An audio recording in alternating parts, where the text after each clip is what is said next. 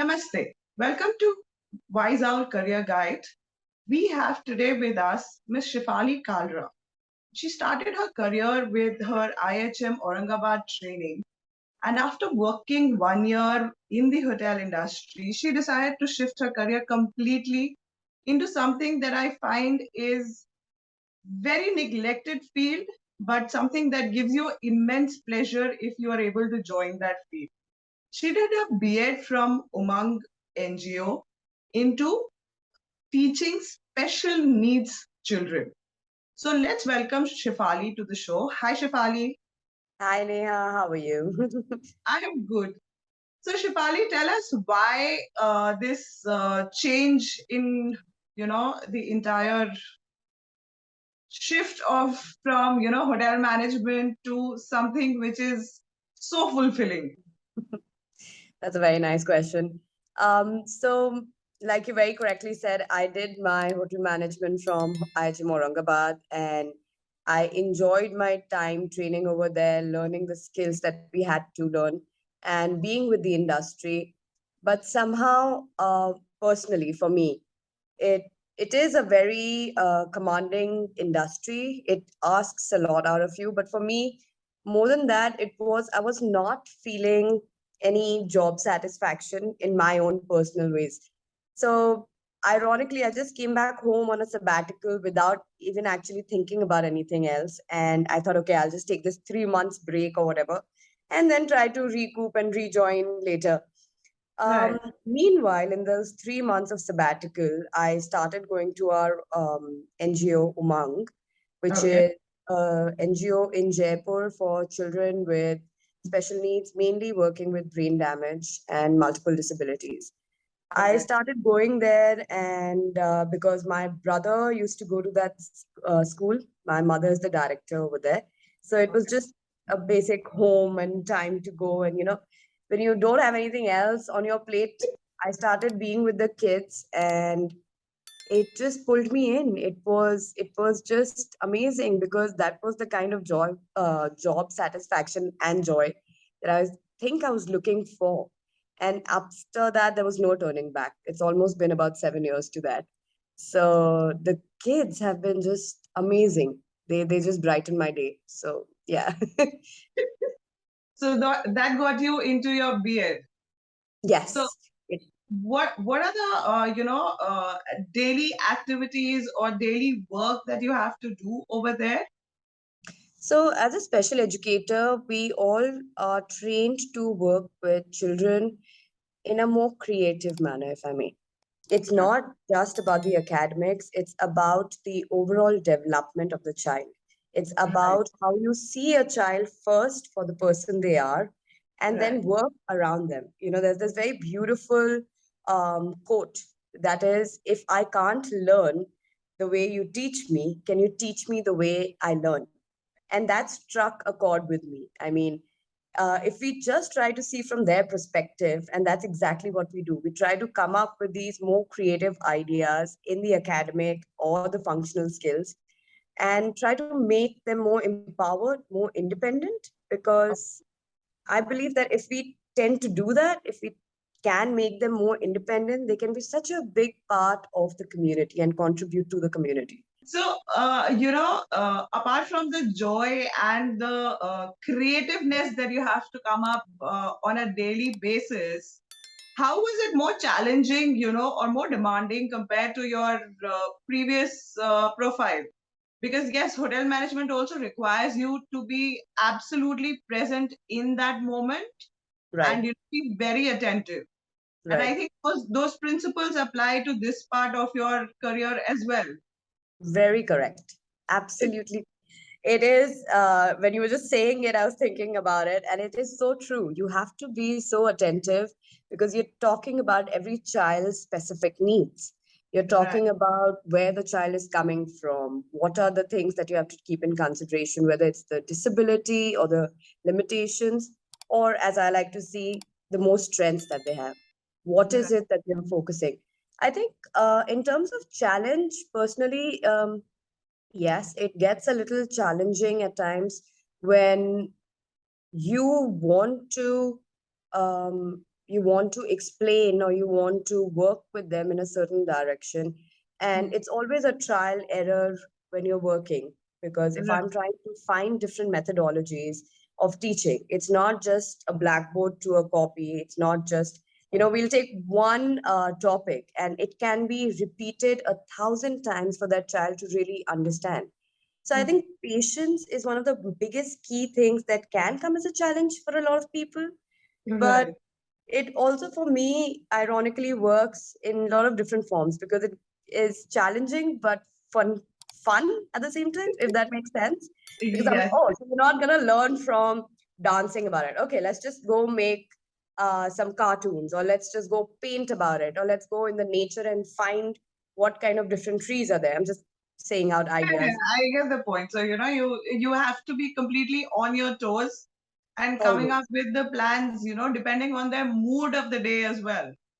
Yes, yes. I mean, we all go through something called as lesson planning, where you decide how you're going to teach your lesson. Right. But that being said, that's more on paper. At the same time, when you enter a classroom, it's a completely different scenario from what you would have imagined. So, how do you change and how do you bring out these new ideas? You need to have that love and patience. I think a combination of the two would definitely give you a breakthrough with the children. And Right. that's a beautiful feeling.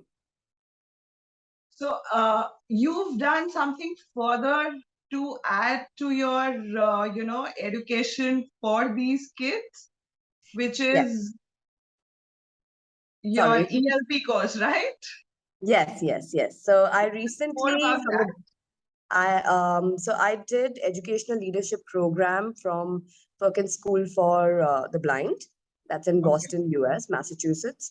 And the best part is that they kind of you apply for them, and they're a school or a benchmark. It's an institution by itself, Okay. um, where they specialize for children with blindness, low vision, multiple disabilities, as well as deafblind. Okay.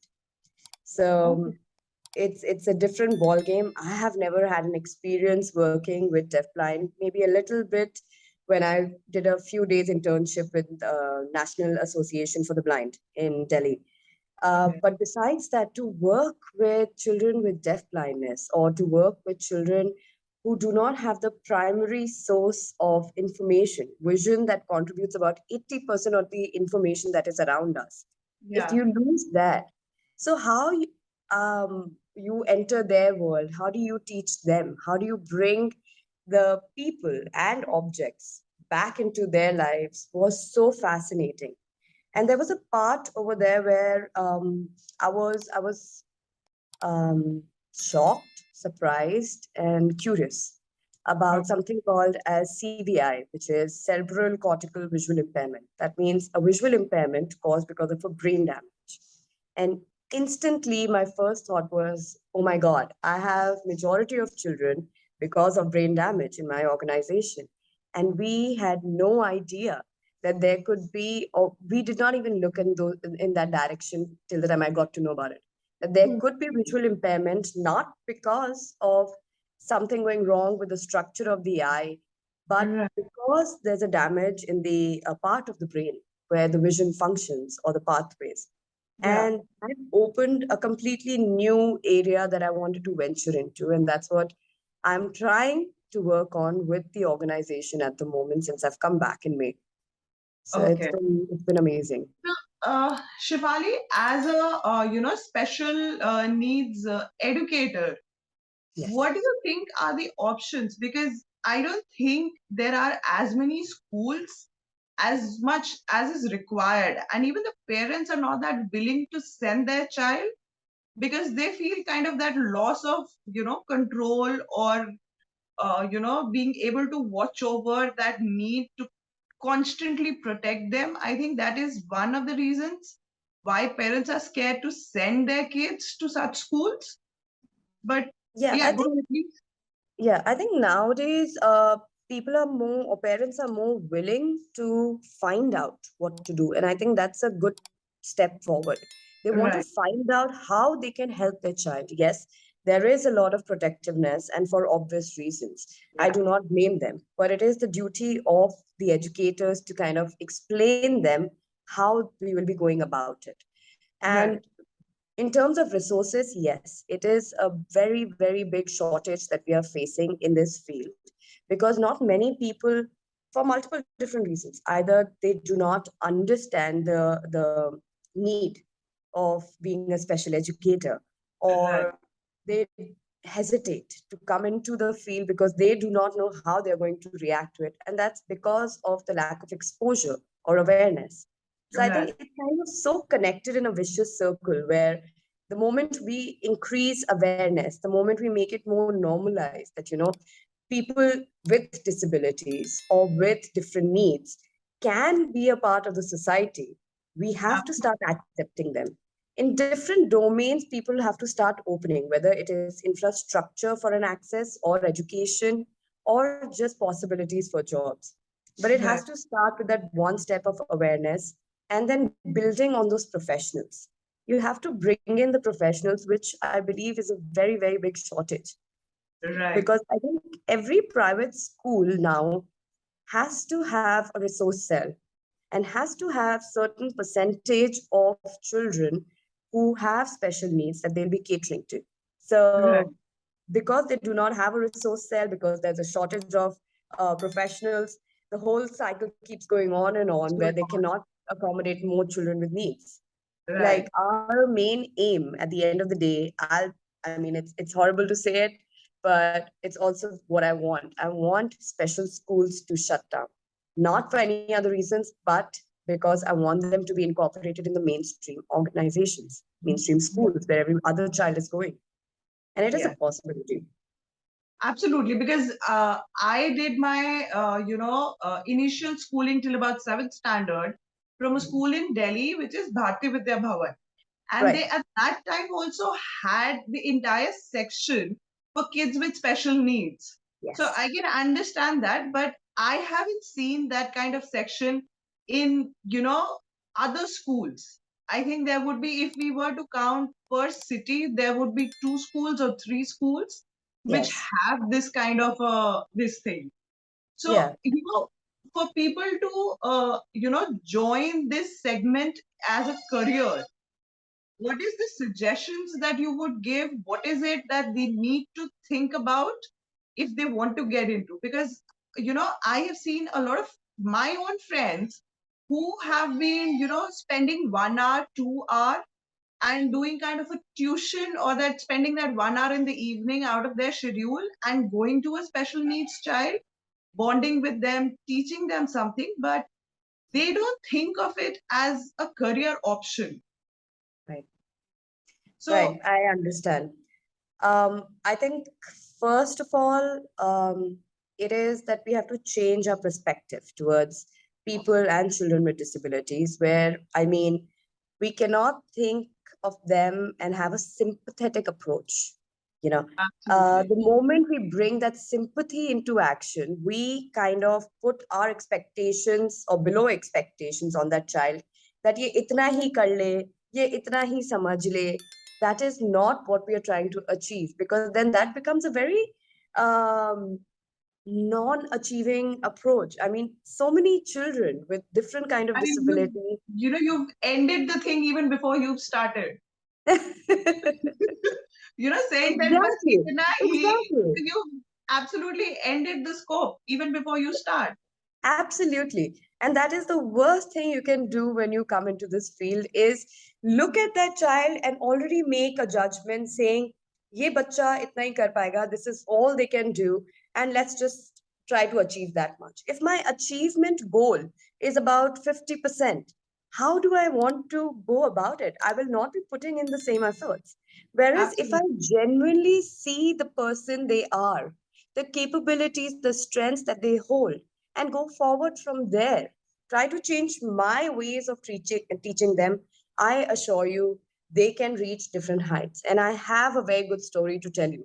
One of our alumni, he was a twin, and so his brother was in a mainstream school, and he was with us because he was down with cerebral palsy.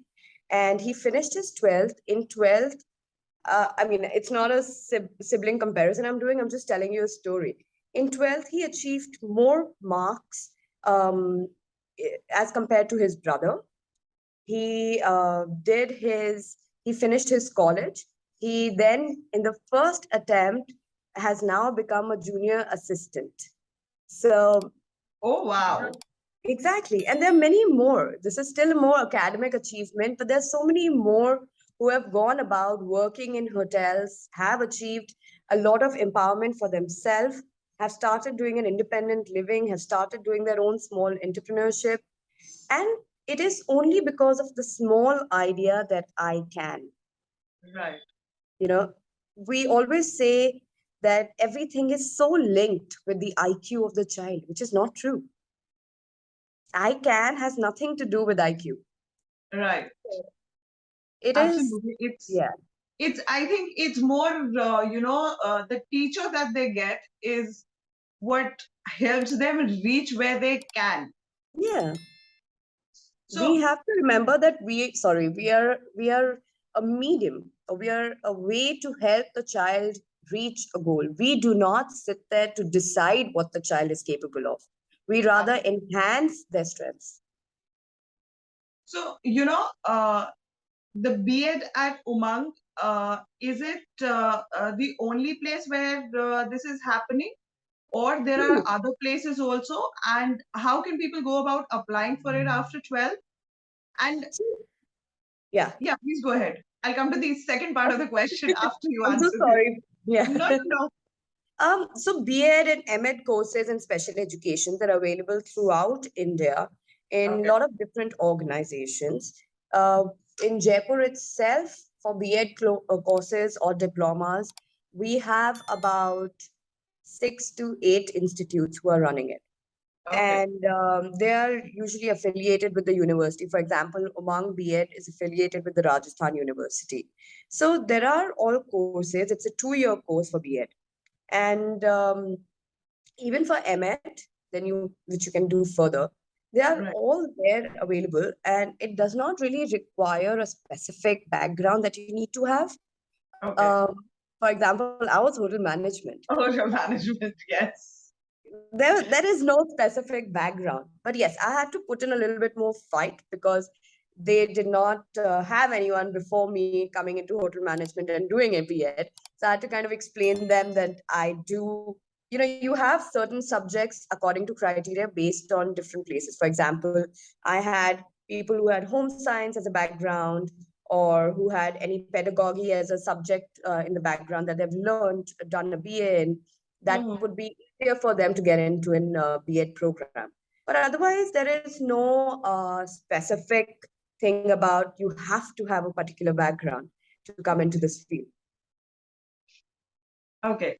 So, coming to the second part of my question, what is the strengths or qualities that the person getting into the field needs to have in them for them to be able to succeed in this?